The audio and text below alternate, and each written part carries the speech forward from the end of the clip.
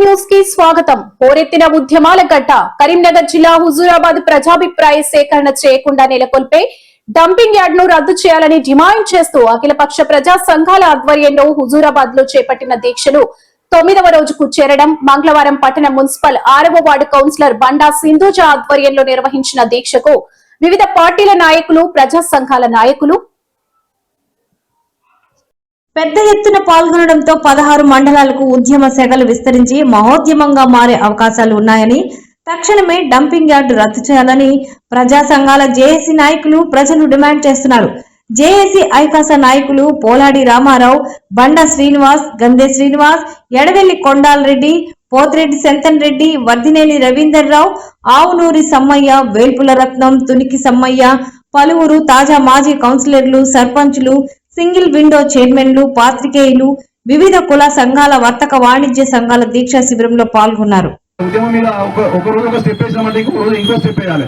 ప్రభుత్వం కూడా ఇంకా లైన్ లో దిగలేదు. ప్రభుత్వం దిగితే ఇంకో రకంగా ఉంటుంది మనకు. కాబట్టి తొలగించాలని చెప్పి కోరుతూ ఇక్కడ రాజకీయ నాయకులు ఎదిగి మంత్రులుగా అయినటువంటి వాళ్ళు, ఎమ్మెల్యే అయినటువంటి వాళ్ళు అందరూ కూడా దీన్ని వెంటనే ఖండించి రద్దయ్యే వరకు మీరు కూడా పోరాటం చేయాలి. ఒక మీరే కాదు, మేము ఉంటాం కానీ ఇది మీ బాధ్యత.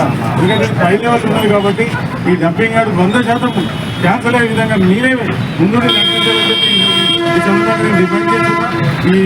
ఈ పోరాటానికి సహకరిస్తున్నటువంటి నాయకులందరూ కూడా పార్టీలకు అతీతంగా చేస్తున్నారు. అయినటువంటి హుజూరాబాద్ ప్రాంత సమీపంలోని పెంచపల్లి గ్రామ సరిహద్దు లోపల ప్రజాభిప్రాయ సేకరణ చేయకుండా, గుర్తించప్పుడు కాకుండా ఈ ఎండకాల్ప దిశతుల్యమైనటువంటి డంపింగ్ యార్డ్ను జనావాసాల మధ్య నెలకొల్పేటువంటి ఈ ప్రయత్నాన్ని తిప్పికొట్టాలని చెప్పి అఖిలపక్ష నేతలందరూ, ఈ హుజూరాబాద్ ప్రాంత చుట్టుపక్కల ప్రాంతాల ప్రజలందరూ కూడా 10 రోజులుగా చేస్తున్నటువంటి ఈ నిరసన ఉద్యమానికి అందరూ కూడా స్పందిస్తున్నారు. ప్రభుత్వ పాలకులు కూడా తక్షణమే స్పందించాలి. మొన్ననే మన రాష్ట్ర మంత్రి గారి వర్గీయులు కూడా మన మనవాళ్ళు ఒక నిబంధన ఇస్తే నేను పరిశీలిస్తే 6వ వార్డు నుంచి నేను ఈ పోరాటం చేస్తున్నాను. ప్రతి ఒక్కరు 30 వార్డుల నుంచి 30 వార్డు హుజూరాబాదే కాకుండా వాళ్ళందరూ కూడా దీన్ని సహకరించాలని కోరుతున్నాను. నేను జిల్లా ముద్రాజ్ మహాసభ ఉపాధ్యక్షులుగా ఉన్నా. ఈ డంపింగ్ యార్డ్ వ్యతిరేక కమిటీలో నేను కూడా ఒక సభ్యులను గర్వపడుతున్నా.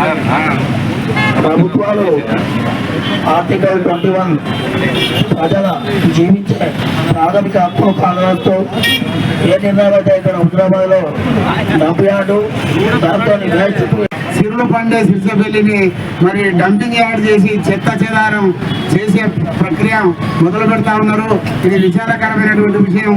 ముఖ్యంగా ముఖ్యమంత్రి గారు హైదరాబాద్ లోపల మూసీ నది మురికి తీసేస్తా అని చెప్తా ఉన్నారు. హుజూరాబాద్ ప్రాంతం లోపల మురికి